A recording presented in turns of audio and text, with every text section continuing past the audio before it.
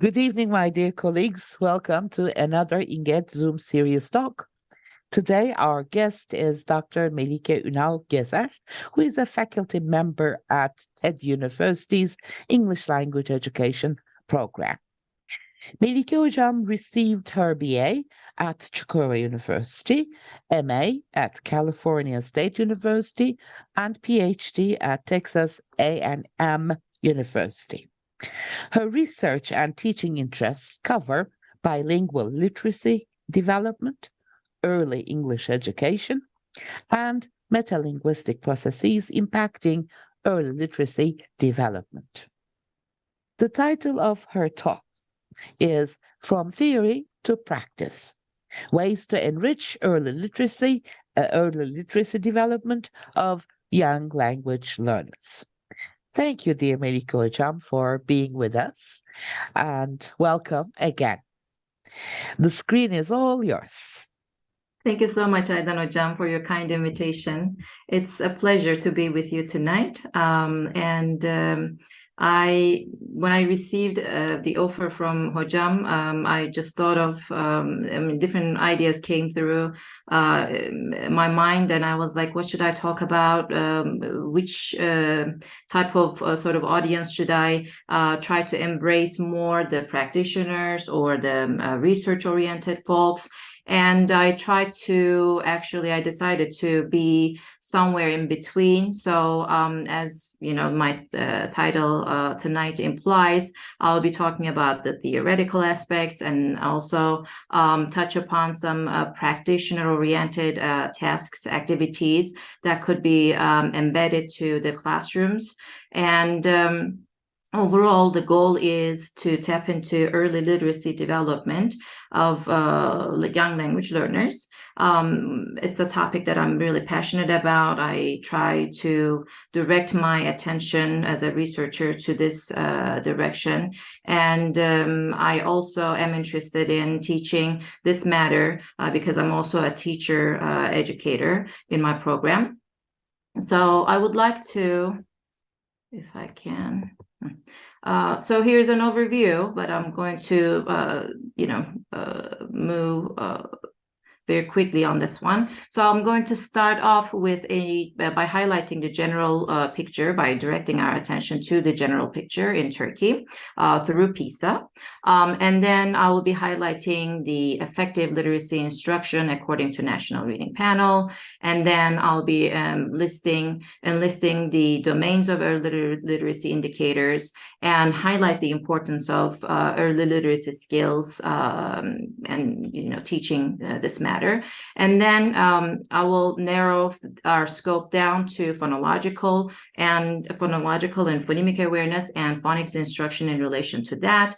And then toward the end of the presentation, I will be demonstrating some applicable, some easy to actually apply, easy to do tasks in that are applicable, that could be embedded to the classroom context. So this is where the practitioner side is coming in, or where I will be putting on my teacher hat, and then I will conclude this presentation with some final remarks. That's an overview. And So we are looking at the latest PISA performance of Turkey, and as you may know, it's an international test that different countries participate. The children of different countries participate actually. So this one specifically is for 15-year-olds. And in the year of 2018, 37 countries participated. And out of 37 participating countries, Turkey actually ranked 31st. And if you look at the diagram, the picture, the diagram, I would say, on the left-hand side, we were looking at the reading performance and the mathematics and science performance of Turkey in comparison to the OECD average. And because our main topic of discussion is literacy development tonight, I will be just highlighting the reading part. So as you can tell, Turkey with the red sort of circle or dot is below the OECD average in reading. And when we look at actually this performance in the year of 2018, we can see that it's very similar to, if we compare it in a year-by-year sort of score in reading again. This is for Turkey. This score that we achieved in 2018 was quite similar to 2012. So we haven't improved much over the years, is the bottom line of this performance. I mean, according to the Minister of National Education, there was this leap because the earlier cycle in 2015, we scored even lower. So, I mean, it seems like we've improved to a certain extent, but still we are below this blue line, and that blue line indicates the OECD average in reading again. So why did I start with the, PISA? Well, this is a literacy-oriented, I mean, part of it is literacy-oriented, and it gives us the chance to have a comparative look into our performance in reading, in mathematics and science, and in a sort of cross-country manner, so in a comparative manner. And we are not doing well as 31st out of 37 participating countries. So you might be thinking, okay, I mean, this is reading, and it's implemented in the languages of the participating countries. So if it's Turkey, it's in Turkish. If it's another country, English-speaking country, it's in English. So still, it's regardless of the language involved, L1, Turkish as L1, or English as L1, or English as L2, literacy skills and literacy development require certain skills to be intact, to be really robust. So the students, the learners actually could perform at the academic level. So if you look at what's actually happening in reading, what's being asked in reading in PISA, students are actually expected to be able to identify define information based on certain criteria, or reflect on the purpose and the forms of the text. So here's a sample. It's in Turkish, obviously. So there's this text, a decent size text, and there's this visual incorporated into the text. There's this title, and on the left-hand side we have the question, the item itself. It's definitely, it's from 2015, obviously, and it's for comprehension, right? It's so for a student to be able to comprehend this text and be able to make the connection between the given information on the right-hand side and the item on the left-hand side, this learner, the student, needs to achieve certain things, be able to read, be able to decode, be able to gain certain level of fluency and accuracy. So read it fluently because it's, a test, and read it accurately, because if you read some part inaccurately, then you would be mistaken, you would be misled, and you may not be able to answer the question properly. So this is comprehension, and this has been practiced all the time. And when you think of literacy, it's a very, very giant term that can embrace actually too many different things, including comprehension. And I think this is one thing that we're quite familiar with already, comprehension check. So these are some, areas that suggest effective reading instruction.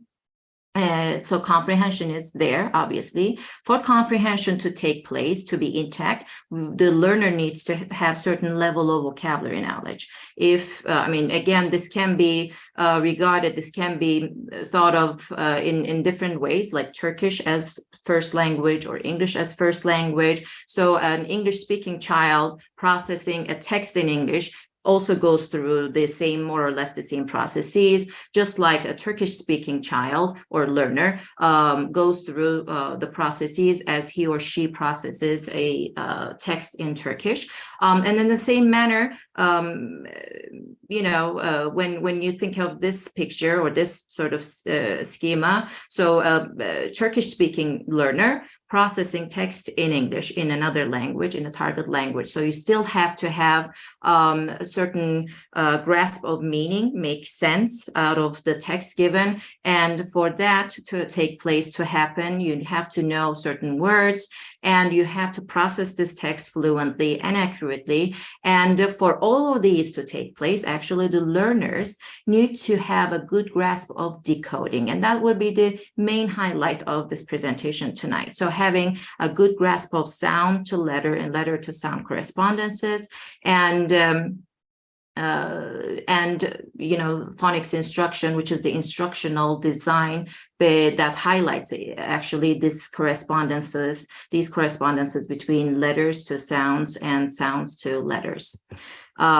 So these are called, there are different names to this term. So conventional literacy skills, or precursor, or foundational, or emergent literacy skills. These are essential components for a person to improve, to develop literacy skills early on. So there are different terms. What are those? Having a good grasp of alphabetic knowledge. So knowing the names of the alphabet, the letters of the alphabet, and having this grasp of, okay, when you see this letter of the alphabet, it's equivalent to this sound, or vice versa, right? So sound to letter, letter to sound correspondence. And phonological and phonemic awareness, being able to detect, being able to manipulate or play with, if you will, play with those sounds of the spoken language. So it's auditory, it's what hits through your ears. It's all about sounds. And the rapid automated or automatic naming of letters. So having the ability to rapidly name a sequence of random letters, and in a similar way, rapid automated naming of objects or colors, being able to, in a sequence of objects, being able to rapidly name those objects or the colors, and writing, spelling, reading at the decoding level. These are all variables or indicators of early literacy development. Okay, so we are looking at, again, this is a theoretical explanation, but this theory is necessary for us to understand, to really have a grasp of the importance of having a comprehensive approach to early literacy development. So we're looking at different sort of levels of information or ability and skills and awarenesses over here. At the top part, we are looking at comprehension. Remember that sample that I demonstrated, that I showed actually early on? So having this text, being able to process this text, make sense out of this text, requires vocabulary knowledge, requires some background knowledge. Do I know anything about birds? If I can use that bird-based text earlier. Or if I know anything about birds' migration, where do they migrate? When? In what manner? Why? So if I know, then I would be able to process this text much more successfully, much more feasibly, actually.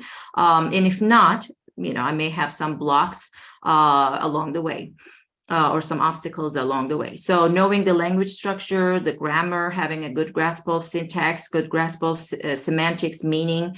And so this is one layer, this is one level. And on the other level, we have word recognition oriented knowledge and awarenesses. So phonological awareness, again, one of the highlights of tonight is being able to understand syllables, like how a word actually can consist of different syllables, different morphemic level information, different letters, obviously different graphemes, and I will be explaining what I mean by each one of those soon. So having a strong decoding ability, being able to map out the letter to sound and sound to letter correspondences, again based on alphabetic principles. So if both ends work together and if they work in harmony, then this learner could be regarded as a skilled literate person, skilled reader, basically. As you tap onto word recognition as well as language comprehension layers, this learner will gain automaticity along the way. And when those two layers are interwovenly working together in harmony again, then success will take place. It will be a successful outcome, as a successful, literacy development will take place. If one layer is missing, obviously, this student or learner will be missing something along the way, and that's not going to be a successful and healthy literacy development. So, learning to read is a cornerstone. So this is Lonergan, one of the main names in literacy development. Learning to read is a cornerstone skill in a literate society. Lack of reading skills and exposure to print, including the knowledge shared in print, can lead to long-term consequences, including less developed skills in other academic areas. So I'll be talking about that later on, but there are these two approaches or these two domains in literacy. Learning to read is one layer, and that's what's happening in the earlier stages, in the earlier years.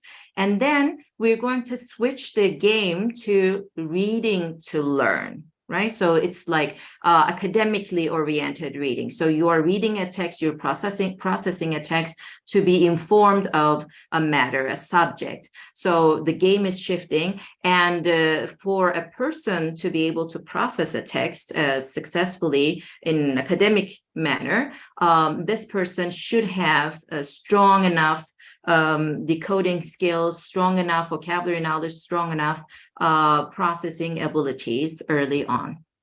So that's actually what I was explaining. The first part, actually, for academic success to take place, we have to have strong reading ability.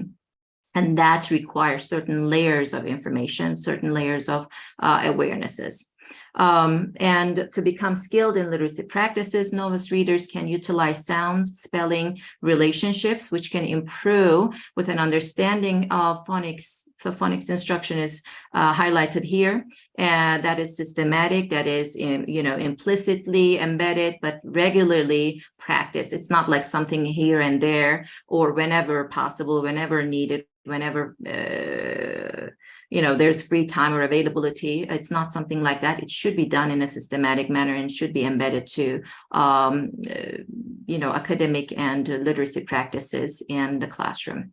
So layers and layers of information. So this is for the bottom-up sort of approach to reading. So it's definitely not comprehension. It's not meaning making. It's actually dissecting the given information into thin and thinner layers and layers of information here. So the same word, unreachable, is one word, right? But when you analyze at the morphemic level, it has meaningful units to it. That's what we call the morphemes as. So un is one meaningful unit, and it's one morpheme actually. Reach is another one, and able is another one. So there are three morphemes involved in this term. And at the syllabic level, how many syllables, right? So we do this in Turkish as well. So unreachable, so 4 different syllables here. And so these are coarser, like not as fine-grained information that we're looking at. As you go down and down, you are actually looking at even finer-grained pieces of information and analysis of the target term unreachable here. So at the graphemic level, you can see the breakdown. And at the letter level, it's each and every letter involved in the spelling of this term, unreachable. So the difference between grapheme and letter is, so each letter can be seen at the very bottom here, but at the graphemic level, for example, the two terms C and H, like these two letters actually are combined together, and they create a digraph, right? So, and they are sounded out as ch. Or the EA combination right next to it is actually E, unreachable, right? So this is the difference between grapheme and the letter levels. So the learner at least should know how the target language, or again, English as L1 or English as EFL or ESL L2, doesn't matter, should have the awareness of these layers into word decoding. So this is a visualization of what I was talking about. So there are phrases. Oftentimes we're aware of those phrases. We're definitely aware of words. We're very good at processing those terms or this level of information. But as you get down to syllables and even finer levels, such as onset and rhyme and phoneme level information, things get complicated and not as visible unless you're trained to catch the details, trained to understand those different layers involved. But again, different researchers in literacy practices affiliated with, who've done work on literacy development, they propose directing our learners' attention to all of these layers, not just word level, not just phrasal level information. So, phonological awareness, which is a building block of literacy development. So it's it's a core component, and it's related to spoken sounds, or the sounds of the spoken language. So from coarse to fine-grained, what is the term? Evaluation of the target term. So for syllable, monkey, so two different syllables. For onset and rhyme, the initial sound is for the term log is l, that's the onset, and then the rest is the rhyme. It's og, basically. And for phonemic level information, each phoneme, and this is about sound. So if you want, you can just simply close your eyes to catch those sounds much more successfully, maybe, without really being distracted by the writing of it, because it has nothing to do with the written layer of information. It's all about spoken sound. So cat is like k, at. So three different sounds hit through my ear or ears. So that's the phonemic level information. So we're going to direct our learners' attention to phonological awareness and through the use of phonics instruction. And that's, again, the instructional sort of component on my presentation tonight. So alphabetic principle suggests one-on-one letter to sound, sound to letter correspondence, and so phonemes to graphemes, graphemes to phonemes, in other words. But it doesn't happen this way in every language. So it happens this way in Turkish, because Turkish is a transparent language, and the correspondences between letters to sounds and sounds to letters is pretty one-on-one. That's very similar to Spanish, but English is an opaque or deep orthography. It's an opaque language, and it doesn't have this one-on-one correspondences, corresponding sort of relationship between sound to letter, letter to sound. So we have to train our learners early on and help them gain awareness basically on that, so they can so they don't fail basically along the way, and they have a stronger grasp of this language early on through gaining awareness, some insight about this language. So for example, the very same sound A, so this is A sound, right? It has a lot going on.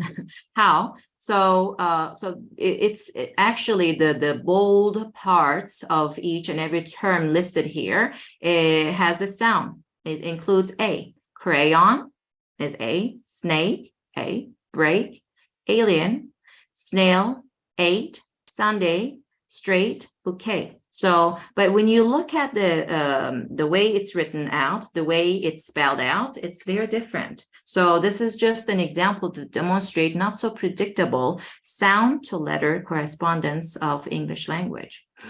And it's confusing for the native speakers of the language. So kids learning English as their L1, born in the US, for example, they, try to figure out, they try to crack the code, if you will.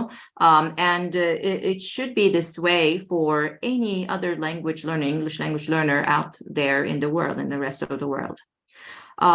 So for successful illiteracy development, as I mentioned, we need to design our classrooms in text-rich or print-rich sort of way. So we need to create this print-rich print-rich environment, learning environment.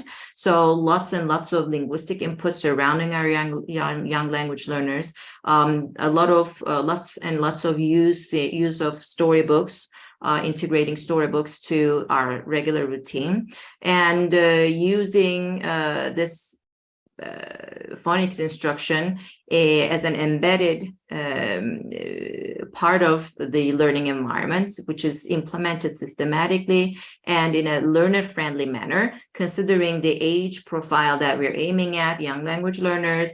It should be game-based, it should be hands-on, it should be experience-oriented, so they have to have fun and yet learn and figure out these realities of the literacy-oriented, realities of the target language.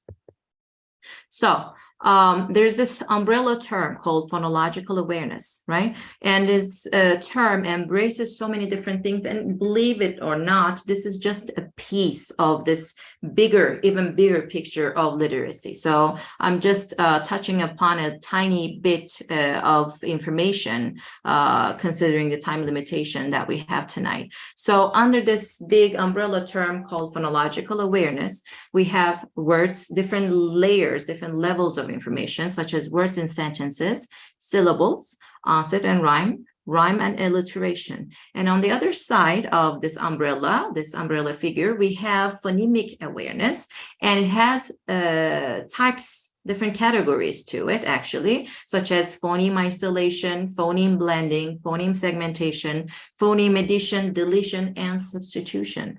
So we're going to now, from here on, we're going to put on our teacher hat, and we're going to practice together. And at times I will be directing questions, and I hope to see your participation in the chat box, through the chat box. So this is, again, from the coarsest level of information to the finest grained layer.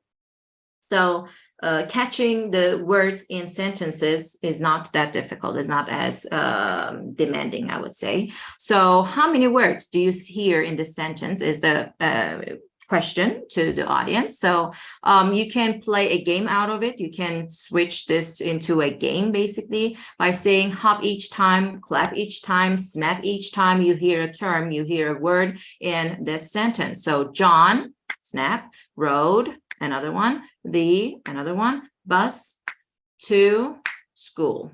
Okay, so how many? 1, 2, 3, 4, 5, 6 different words in this sentence. So you can play, have fun together, and let them hop, let them, I don't know, do crazy dances or sing. I don't know. You can create different types of activities depending on your creativity, depending on your availability as the instructor. Again, this is the easy one for us. The next layer, which is a little more finer, is syllable. So we have hece, right? We know, we're aware of syllables of Turkish, and it works more or less the same way in English language. So again, you can play the hopping game. You can do different moves with your students for each syllable this time. So how many syllables in pancake? Pancake, right? 2. Pen, only 1. Watermelon, how many syllables? Can you type in a chat box so I can see? Watermelon, how many syllables? Yes, watermelon, 4, right? Thank you. You can make it more difficult. Thank you, Işıl Hocam. You can make it a little more challenging for your students, again, depending on their awareness, depending on their proficiency, how, feasible, how strong they feel in the classroom. You can reverse the syllables, like doorbell can be reversed to bell door. It may not be a meaningful term, but the meaning or the logic behind here is making that switch between the syllables. So door is one syllable, bell is another one. If you switch the two around, it's bell door. Or add a new syllable to another term, like star. Add star to the beginning of fish, so it would be starfish. Can you flip it the other way around? Can you reverse the syllables? So it will be fish star. Right? Again, meaningful or not, it's just to tap into their syllable knowledge. So this was the second layer under phonological awareness. And this is fun. This is alliteration. So repeating the same sound over and over.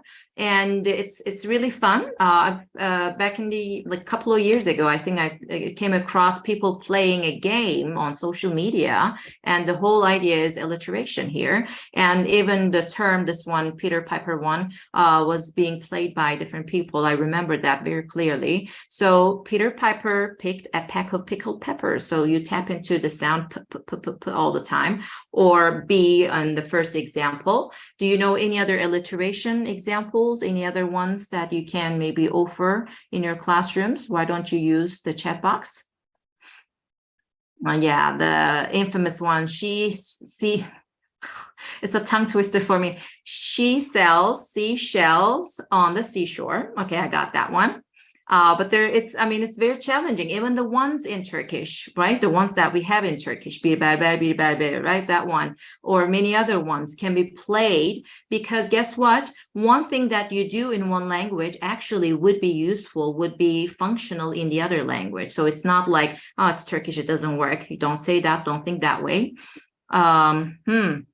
Can a can opener open a can? Okay, thank you, Ali Hocam. That's a fun one too. So there are different actually lists for alliteration, but the main idea here is to tap into the same sound over and over.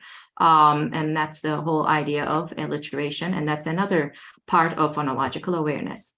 And we're getting finer grained. We're getting we're narrowing our scope down and down at each time as I switch to another slide. So this time it's onset and rhyme, and teacher can say the rhyme, for example, and then the students can give the onset. So the dog will bark.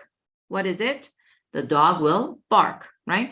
At night, it's arc. What is it? It's dark. I can arc the car. I can park the car. So you can play games like this to actually help them understand onset and rhyme in each and every word. And this is, again, finer sort of grained information, and that's early literacy development sort of practice. So another one is under the big main umbrella term called phonological awareness is rhyme. And this is really, really fun. And it's probably the most widespread, most popular one all over the world or everywhere. It's in the storybooks and it's in the songs. It's everywhere, basically, rhyme. So you can play games, you can read books to tap into rhyme, you can sing songs to tap into rhyme. So I just wanted to show you or share with you a little activity that I designed for my How to Teach Languages with Young Language Learners course. So like each one is a pot here, and there are target sort of rhyming units in the center. So bug, or a sample for the rhyming, to initiate rhyming, basically, for each and every pot. So bug is one, cone is another one, and take is the third pot. Let's do one by one. Let's start with bug. Can you write in the chat box some terms that rhyme with bug? Mug, thank you, Işıl Hocam. Any other rhyming with bug? Rug, very good. Işıl Hocam has a good grasp. Okay, Doug, very nice. Aydın Hocam, thank you. Hug, Thank you, Özlem Hocam. If there is no other, shrug. Thank you. Let's move on to cone. What words can you think of rhyming with cone? Bone, thank you. Zone, thank you. Throne, thank you. Bone, that has been said already. Okay, let's switch to drone, phone, thank you. And the last one, take. What other terms would rhyme with take? No cheating. Okay, bake, shake, very nice. Good start. Sake, very nice. Ardak Özkan hocam. Fake, very nice. All right. All right. So the finished cake, very, very good, very good. Bake. Oh, Bishra, thank you. So here's a finished version. So many terms that you've already uttered or written down. They're here. Tone, phone, zone for the term cone, or hug, pug, mug, plug for the bug. And the take one is actually, it can rhyme with so many different words like lake, cake, fake, sake, bake, make, wake. So this is a game called Rhyming Pots, and you can play this game with your students.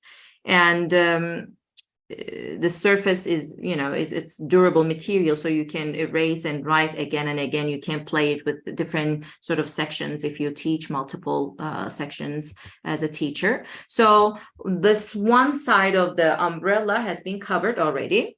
And now we're moving on to even finer level called phonemic awareness. So phonemic awareness is, again, a part of phonological awareness. And phonemes are the sounds hitting through our ears, right? So letters make those sounds and the sounds hit through our ears. So phonemic awareness is the ability to hear, to identify, to manipulate, to play with basically those individual sounds and spoken terms, spoken words.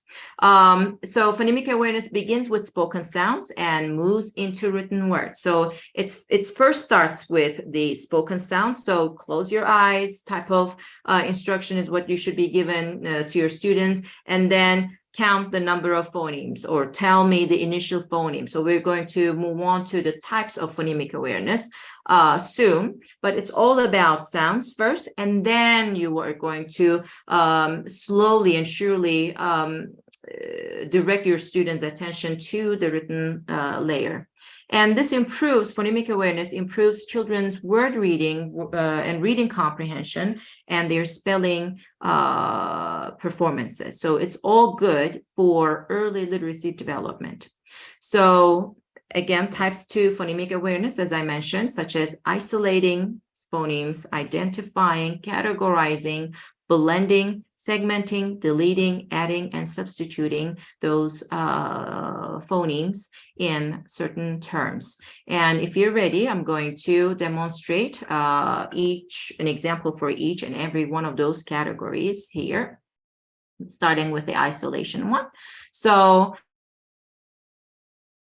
this part with me by simply closing your eyes and just paying attention to the sound. So what's the first sound in van?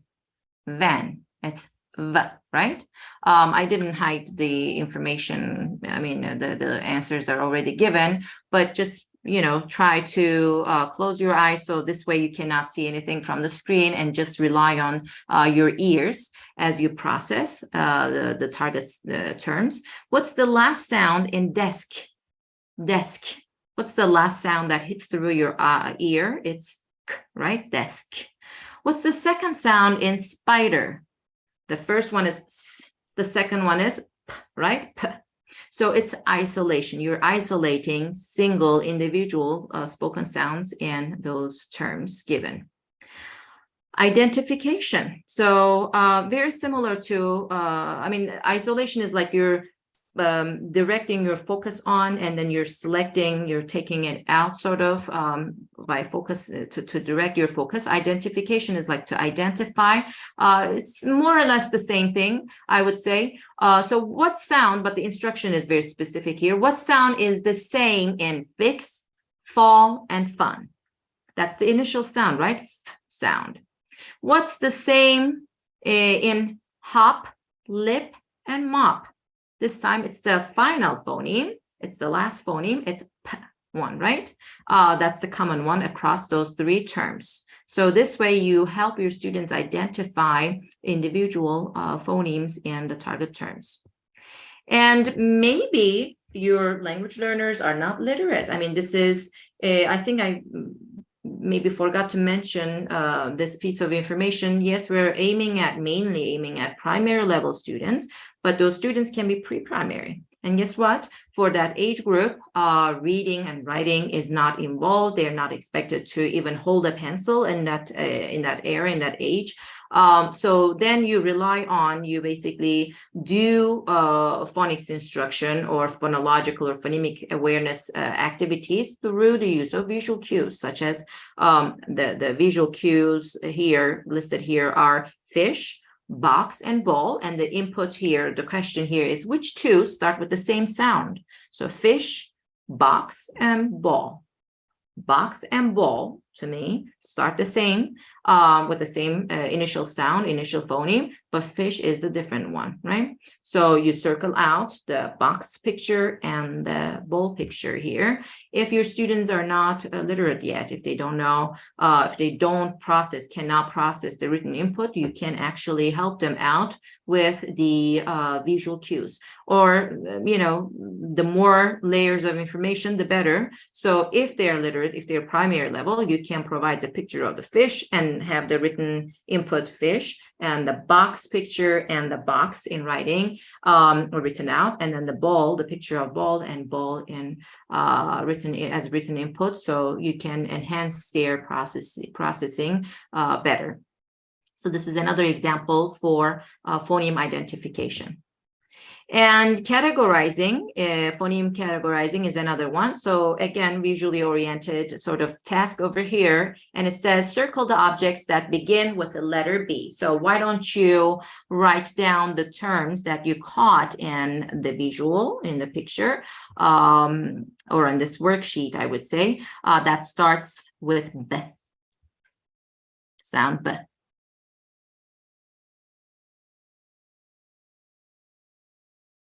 One is circled out for us. For example, bicycle is already there, is already given.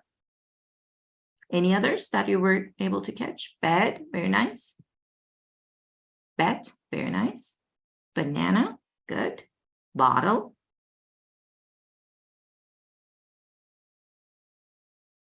Any other? Bulb. Where's the bulb? The bulb, okay. Building. Beef.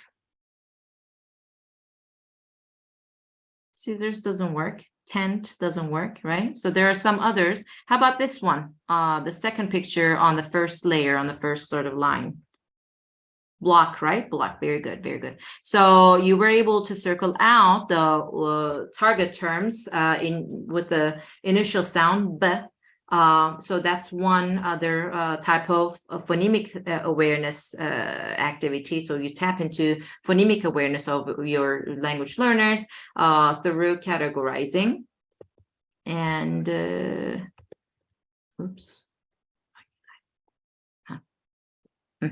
The next one is blending. So it's basically you blend sounds together, right? So this time the teacher gives the sounds in isolation, separately, in other words, and then the teacher asks students, the target audience, to put them together. So what word is b-a-g?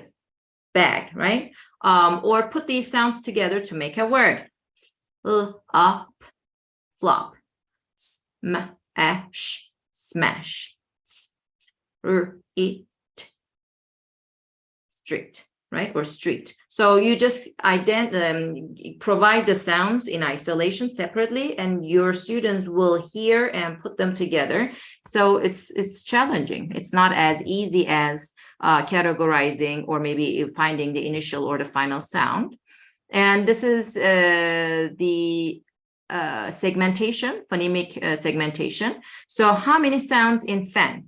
It's 3, right? So it's already provided in the visual over here. So those target terms may not be as short all the time. I mean, this is just one monosyllabic term most of the time based on the examples given or that I shared, but it's not always this way. Again, you may start with monosyllabic terms and then incorporate more challenging terms along the way once students gain experience, once they gain confidence in in gaining phonological and phonemic awareness. And the deletion activity is the opposite of addition, which is coming after this one. So you basically ask them to delete certain sounds. So say bet, right? And now say it without b, it's at. Okay, you delete, you omit the b sound. Say smile, and now say it without s, it's mile. Say sport, now say it without p, it's sort, right? It's not sport anymore, it's sort. I mean, it may look challenging, it may sound difficult and very rigorous, very demanding, but you are going to, model enough for your students. You're going to demonstrate, you're going to show examples, you're going to practice, you're going to support their effort, and it will definitely be a set sort of set skill along the way. They're going to gain awareness, they're going to gain confidence, and they're going to actually start enjoying along the way as they become more and more proficient in this matter. And another one, which is the opposite of deletion, is addition. You're asking your students to add a new phoneme to the already given term. So the already given term here is park.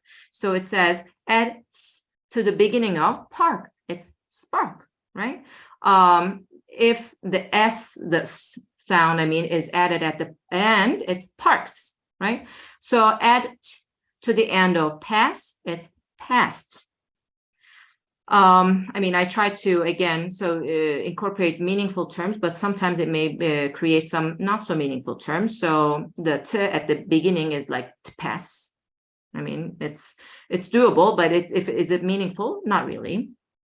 So another type of phonemic awareness is substitution. So phoneme substitution. So nap instead of, nap is the term, right? Nap, you say it, and then you say instead of n, say k. So that would be cap, right? So swoop. So instead of w, you say k, scoop. So sprain. So instead of p, you say t. So it's strain, not sprain anymore, it's strain. So this is like substitution. You replace it with another sound. So these are the activities that I had for phonological and phonemic awareness, to tap into phonological and phonemic awarenesses in your classes with your students. And there are very cool worksheets, there are very cool websites if you would like to search about it. And if I conclude my presentation and wrap everything together, so phonics instruction, which embraces phonological and phonemic awarenesses, is very functional in reading development and securing early literacy development. And guess what? Those literacy skills that are already developed, that are already safe and sound, will help the learners academically. So if they are still struggling with reading, if they're still struggling with decoding or writing, they are not going to be good achievers. They're not going to be strong achievers in the academic arena. And you can tap into their early literacy development by incorporating morphological awareness. So morphological processing, which is tapping into the meaningful units, helping them figure out or dissect a term into meaningful units, or figure out Latin or Greek roots to those terms, so they can figure out the meaning if they come across a term that is unknown in a text, in a passage. And when in a study that I conducted, I reviewed the materials prepared for primary levels.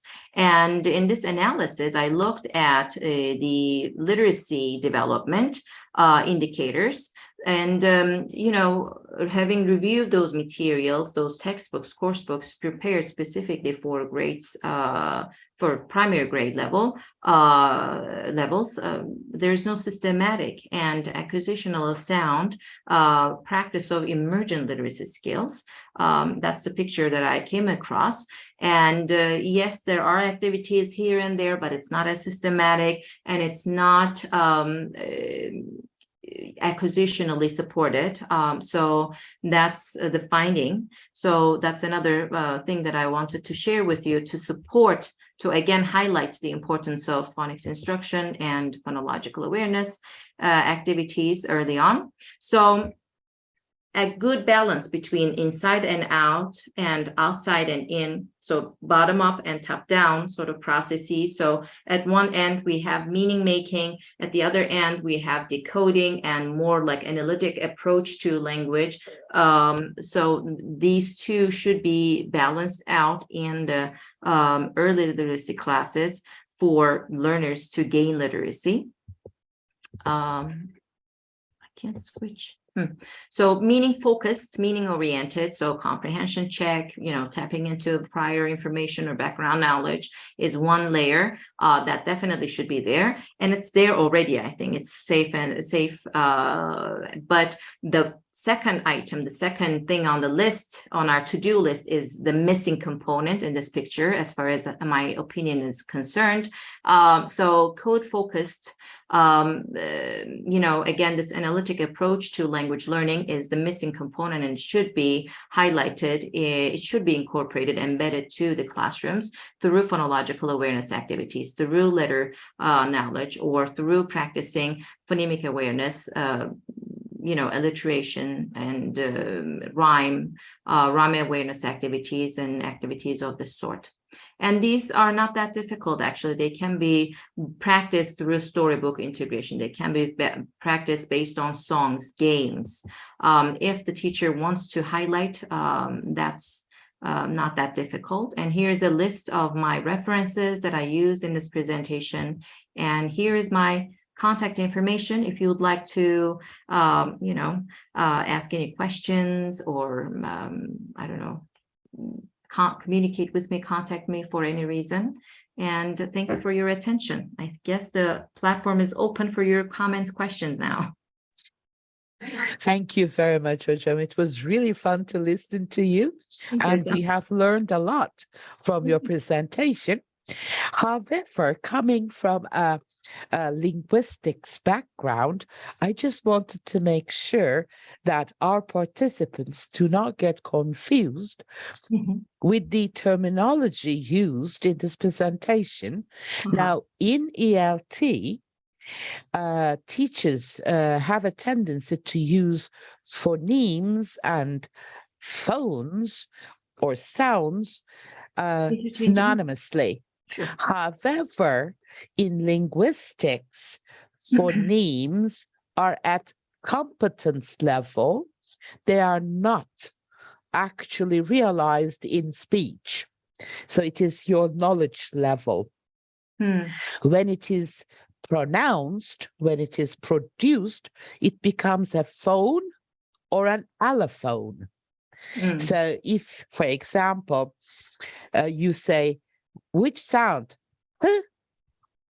That is a phone, because phoneme is the symbol, or I should say the sound symbol that you have at your knowledge level. So if you're dealing with ELT, if you're in ELT, you may see people using these terms interchangeably, anonymously, but in linguistics, they are not.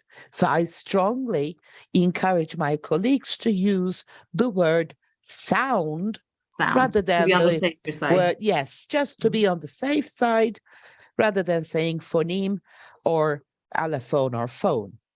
Now, yes, that is true. Işıl hocam.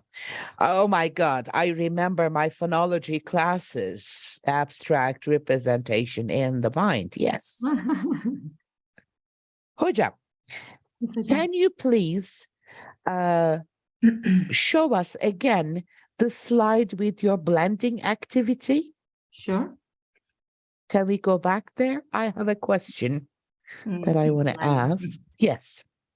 Now This here, picture? yes. Mhm.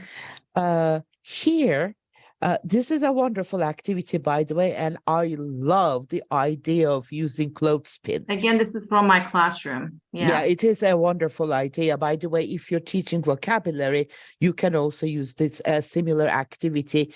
Well, it is not very easy nowadays to find wooden clothespins, but you can find plastic ones, I guess. I And they're looked very for them cheap. specifically because I I know. knew I needed them. I knew have to write on them. So yeah. Yeah.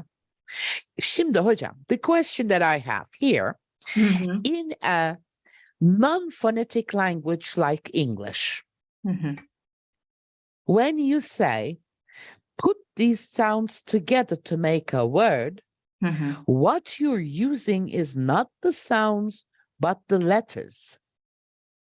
So when you have oh, these are letters, not sounds.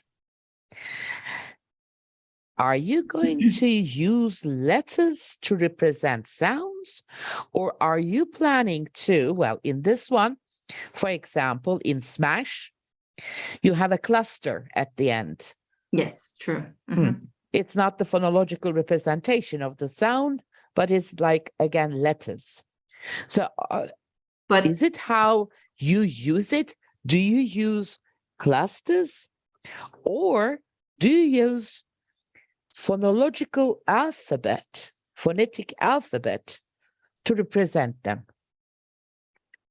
so I mean, you definitely have a point with the sh one at the end. So it's a consonant cluster, and they still represent one sound. So S and H coming together equals to, I would say, sh, right? Sh is represented with one letter, the letter sh, in Turkish, but it doesn't have that kind of letter in English language, but it has, this consonant cluster that represents the sh sound. So here, everything, because it's phoneme-based or sound-based activities that I demonstrated, is all about. So everything can be actually played out by closing the eyes. And actually, oftentimes the practitioners are advised or suggested that they do practice or incorporate these types of practices into their teaching, like put your hand right below your chin,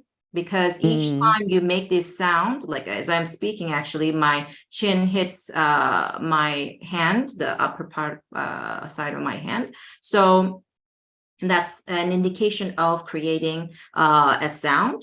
And or just simply close your eyes and just trust your ears, right? The ears will do it. So in Smash, s, m, a, sh, 4 different sounds, right, come through my ears. So it's the sound oriented activities. The one that I have in picture is, I mean, I just wanted to incorporate different activities because we actually reserved, I would say, 2-3 weeks specifically on this matter, phonics instruction and ways engaging activities to put into our classes, games to play with our young language learners. So this is basically right. There are target terms already spelled out, like red or mom, right? And then the clothing pins or the washing pins, whatever they're called, will be matched with the target terms or the letters, actually. So this is spelling part. Maybe it's not a good match between what I'm describing in the activity and the visual that I selected, but I just wanted to randomly through those visuals from my classroom, directly from my classroom activities that I designed with my students. Does that make sense, Hocam? Yes, thank you very much. Because I have heard several teachers complaining about having to deal with the phonetic alphabet as well when they're teaching sounds. I don't think that we need to teach phonetic alphabet, not to young learners, because that will be very scary. But maybe for older learners, maybe at later stages, you can Sure. start using symbols. However, for very young learners or young learners, I don't Not think that necessarily. Yeah. phonetic alphabet Yeah. is a good idea. Yeah. I know, John, by the way, as far as I know, of course, I cannot know all of the languages that exist on this world. There is no purely phonetic language, Sure. modern language, I should say. Maybe in a tribe, maybe a tribal language is totally purely phonetic. Turkish, for example, is a semi-phonetic language. It's not yazıldığı gibi okunmuyor. Not Bize 100%. öyle Sure. geliyor. Sure. We can ask certain foreign speakers to try. Spanish is not that way, Yeah. but compared to French, compared to English, it's Of definitely course, I mean, compared to French, everything is easy. Yes. That's a whole different world. Yes, that's totally different. Yeah, They I don't know, Jam, write like definitely. We 5 don't have different to. letters and one pronounce one sound. That is Yes. crazy. But of course, it's a beautiful language. Each and every language is beautiful anyways. Sure, definitely. I agree with you. And yeah. on the IPA matter, like IPA definitely is not something that we can teach early. And we No. should be teaching early, actually. It's something that's behind the scenes. So as the instructor, we know the deal, but it's not something that we have to share with our students. These are the activities actually that we're doing to inform them implicitly. Right? Not as explicitly, without telling this is IPA, this is this sound, this is this phoneme. It's, you know, and if you call it like sound, just keep it consistently as sound, right? Throughout. If you call it letter, not grapheme, it's just letter to sound, sound to letter correspondence. So consistency and systematic and implicit and game-based again, because that's within the nature of young language learners. It's game-based, it's definitely, hands-on, tapping into their eyes, their ears, playing games, having this holistic approach to their learning is something that we should consider. I mean, I offer linguistics courses at the undergrad level, and even undergrads cannot understand the IPA.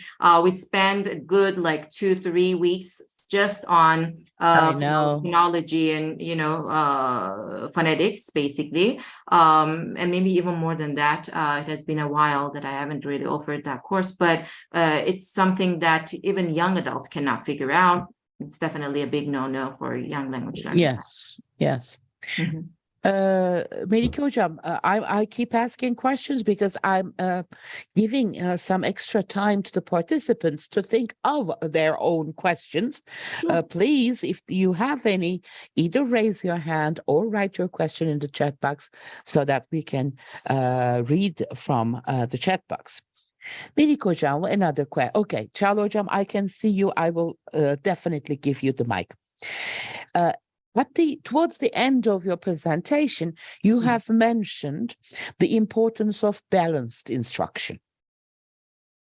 Because here, phonics, as far as I know, is that bottom up? Is not a very successful teaching technique. And recent research, especially in Britain, has revealed the fact that they gave up pure phonics or focus on synthetic phonics approach has failed. They gave up on phonics instruction. Yeah. So they also talk about whole language instruction, and they mention, like you have balanced instruction, kind of a mixture of several different approaches. Sure. So do you think that focusing on balanced instruction using different approaches to teach is much better than sticking to individual sounds. Sure. Just to summarize whatever you have said. Sure. So the term literacy is really, really big, right? So it has different components to it, and there are different ways to achieve it. And what I tried to actually emphasize with this presentation tonight was that meaning making or comprehension or meaning orientation approaches to reading development, let's say, is already known. It has already been practiced for very, very comprehensively, very popularly. But this bottom-up approach that highlights the importance of decoding, because once decoding is achieved, then fluency will be gained, fluency will be there. And once fluency is there, then actually meaning making will be facilitated, is what I'm trying to highlight. So remember that braid picture? So those two layers are interwoven, and they should be interwoven for success to take place in literacy development. So if one side is missing, then the other side by itself is not going to be sufficient for full proficiency, for full literacy development, is what I'm trying to say. Definitely meaning making, comprehension is already there, and very easy to see. Even so I'm a teacher trainer, right? So I work with pre-service English language teachers, and whenever I say design a game or design a lesson, most of the time meaning making, like comprehension check questions, is already there. But units such as this, like phonemic awareness oriented or phonics instruction oriented activities, are not there because they don't know. They have no idea about this piece that's already equally, I would say, important as meaning-oriented approaches to literacy development, Hocam. So a balance is definitely needed. Okay, thank you. And one thing is already being highlighted often enough. The other piece should be known. Also focused on. Focused on, definitely. Yeah. Çağla Hocam, go ahead, please ask your question. Yes, Melike Hocam, first of all, I would like to thank you for this great presentation. It was truly inspiring and stimulating, so thank you. So Hocam, actually I am right now studying ELT as my master's degree. I'm trying to complete it, and I really look up to you academically and professionally.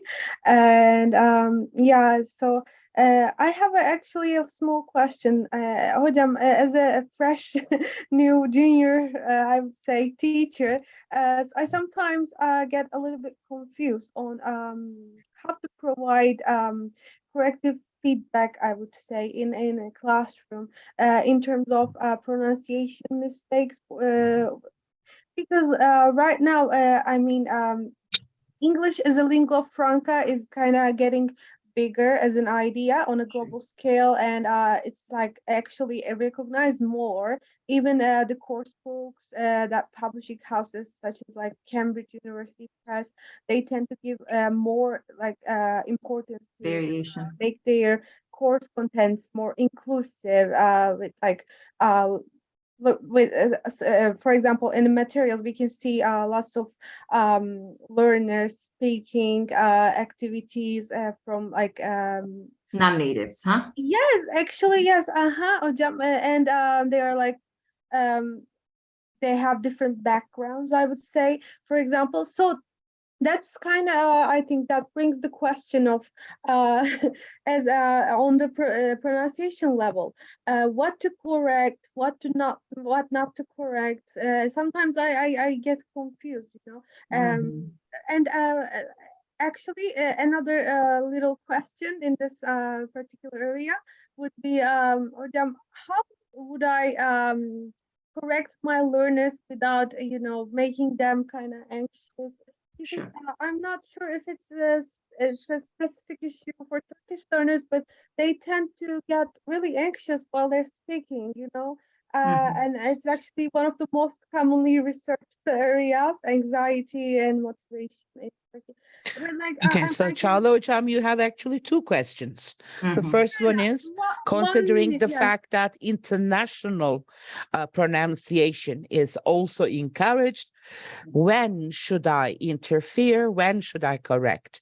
The Yes. second one is, how can I correct my students without hurting their feelings? Yes, especially in terms of Thank you. pronunciation. Thank you so Thank much. you. Thank you. Yes, Melike Çağla Hocam. Hocam. Sure. So English language belongs to the speakers of the language, whomever, wherever they are, whomever they might be. So so that gives us a lot of room actually for variation. So a lot of different ways of pronouncing. But the bottom line here is, I think, making sense out of what's being said. So if the person gives the meaning clearly enough with his or her own accent, I would say, that's fine. That's okay to have accent. Each and every one of us have accents, different accents. But if the meaning is blocked, like meaning making processes is interrupted in a way, then, you know, there's this problem because we're not going anywhere anymore. We're not making sense out of each other. There's this problem, right? So then this is red alert, and this is, you know, an exclamation mark right there, and something should be done. And if that takes place in my classes, in my classrooms, and teaching practice, in, you know, face-to-face classes, wherever, whenever I hear a term, if I have the chance to repeat the students, and oftentimes I try my best to repeat their sentences in conclusion very shortly, I try to emphasize the proper pronunciation of this term. So this is like an implicit way of correcting the mistaken, the pronunciation mistake. So again, this is based on an assumption, and the assumption is that the speaker will hear the proper pronunciation from me, demonstrated by me, and then he or she will grasp the proper pronunciation. And if that fails, then, you know, that's a trial. At least you attempted to it. You made an attempt and that failed, but you at least tried. You at least tried to work on this. And I, again, avoid, as just like you do, I don't say, oh, what is it? What did I just hear? Did you understand what he said or she said? So I don't do like teasing. I don't do any type of, reaction like that, because it's very disheartening. It's very, discouraging, because it might be the case that this person actually read and not heard the proper pronunciation of this target term. And it's just something that maybe potentially they've read on paper, and they created this pronunciation on their own without really checking. But one thing that I really highlight for the teacher candidates for practicum courses is that you're going to be the teacher. You're going to be in front of your audience. This will be your class. So each term that you are going to utter should be double checked before you appear in front of that audience. So if you're unsure, and that's, believe it or not, that's quite possible, all right, not to know each and every single word's pronunciation, but it's your duty, it's your job to double check before you make before you pronounce it, and before maybe potentially you make this pronunciation error mistake. Right. Hocam, can we stop sharing your screen so that we can see each other? Sure. Okay. So what you're saying is, as a teacher, it is our responsibility to model the language correctly, rather than making it up in front of the learners, because unfortunately lots of teachers create their own pronunciation of words. They do, honestly. This hotel, for example, is a killer for me. Hotel. So it's driving me crazy. Who started this? I don't know, but I hope he or she burns in hell. Hocam. Because, no, Melike Hocam, I'm not joking. Because when Determine. it is fossilized, it is so hard to go back and correct the learner without hurting that person, because it's at the competence level now. So even if you say, you mean hotel? Yeah, hotel. A hotel. I know. There are lots of wonderful hotels. Hotels. Oh my God. Yeah. Yes, hotel. Hotel. Hotel. Hotel. Allah belanı versin. Then they understand, okay, there's something wrong with that. So I do respect your attitude, trying to give feedback without hurting the learners, but sometimes it is necessary. Sure. Because when Hocam. they focus on producing a spoken message, they're not going to pay any attention to your correction. By the way, if you please visit our YouTube channel, you can find wonderful videos related to teaching pronunciation, giving feedback, types of feedback. So Inget has a huge archive. Maybe I should say archive. Yeah, that's another one, Hocam. Yes, they keep saying archive. Archive, really? I never heard that Oh my one. God. But determine is a good example. Somebody wrote in the chat. Stress. Determine. How about stress?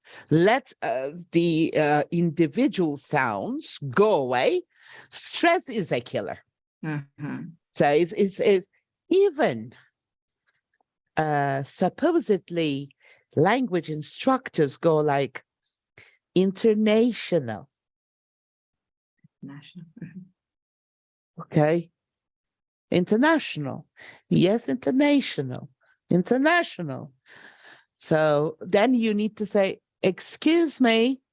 It's not national, international. So you need to become a bit bitter, Hocam.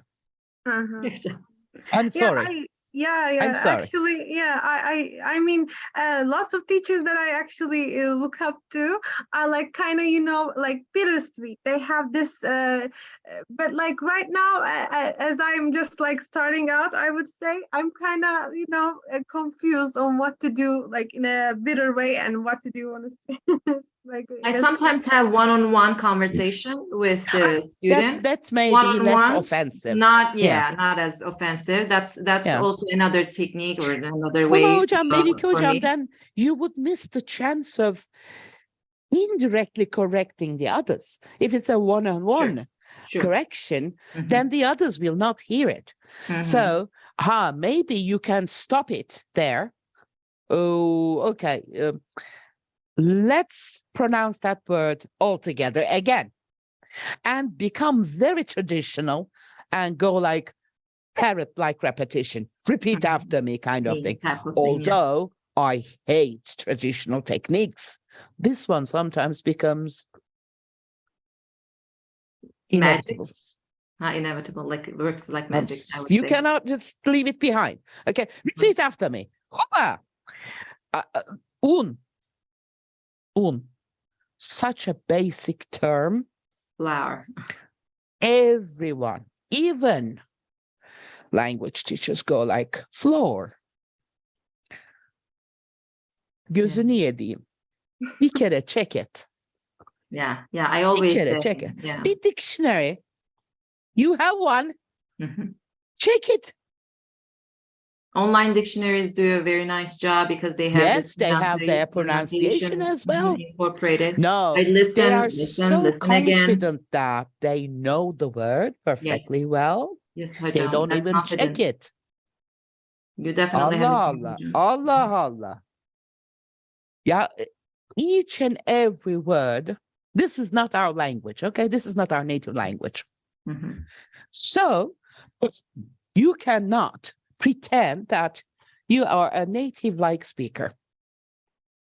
You are not, canım benim. Okay? I am not. No one is. Relax. check it.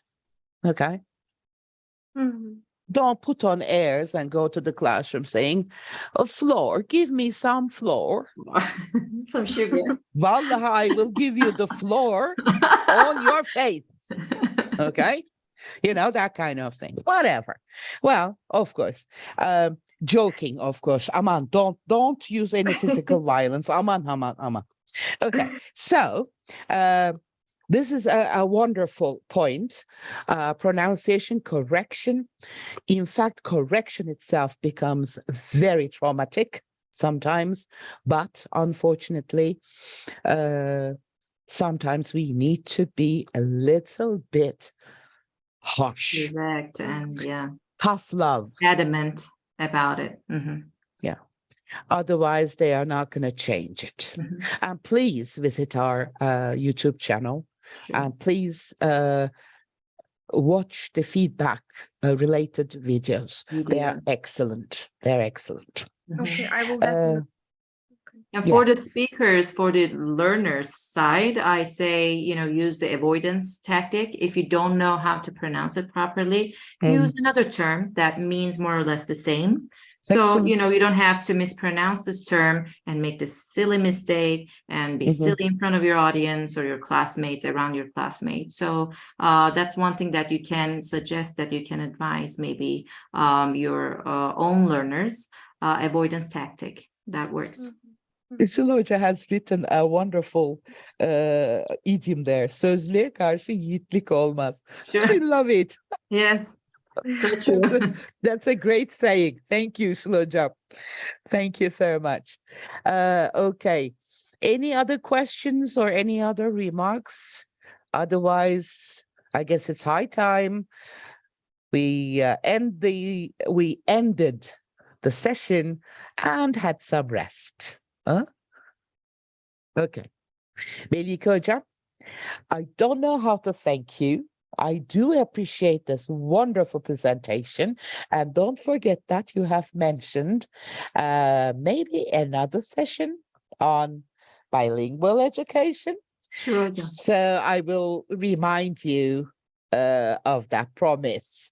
With Later, pleasure. though, I will give Sure. you some time to relax and rest, and then I will start bugging you. How about that? Sure, Hocam. Fair enough. Sure. With pleasure. I would be happy to participate once again and talk about biliteracy or bilingual education, bilingual development next time. And thank you so much for your time tonight, for being with us. It has been a pleasure to interact with you and to to be a speaker for Inget Zoom series. A dream came true for me, Hocam. Thank you for providing this opportunity. Çağla Hocam still raises her hand. Is there something that you want to ask? Because I'm Just ending the something. session.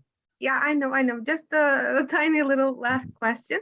Hocam, maybe if that will be possible in the future, I would appreciate if we could listen to you about young learners, especially very young learners, because I know it's your research, one of your research interests, and I would appreciate to listen to you. Çağla Hocam, that would be a challenge while we have Aydan Hocam on young language learners, and she's the guru of this matter, as you of course, know. Melike So I would Hocam, be... that's very kind of you. Of course, I mean, we all try to study this area. This is a huge ocean, and there's no end to it. Çağla Hocam, I see that you need to get into some more research. There is a lot of information related to young learners, again, on our YouTube channel. Very young learners and young learners as well. Yeah. So please watch them. And if you still have questions, I bet you have contact information of Melike Hocam. You can definitely reach her, because she's not going to talk about young learners. She's going to talk about bilingual education. It has already been said, Çağla Hocam. I am the moderator. You're just a guest. Okay, thank you. Okay, yeah, sure, hocam, sure, of course. I mean, I just wanted to, like, Okay, thank you, Çağla Hocam. Thank you very much for your contribution. I'm ending this session. Melike Hocam, thousands, millions, billions of thanks to you. yeah, thank you. And hope to see you again Same here, soon. hocam. And my dear colleagues, as usual, I do want to express my gratitude for you guys being here, being with us. Please stay safe, stay healthy, take good care of yourselves. Hope to see you next week with another distinguished, outstanding speaker. Bye-bye, everyone. Have a good evening. Bye-bye. Thank you. Bye.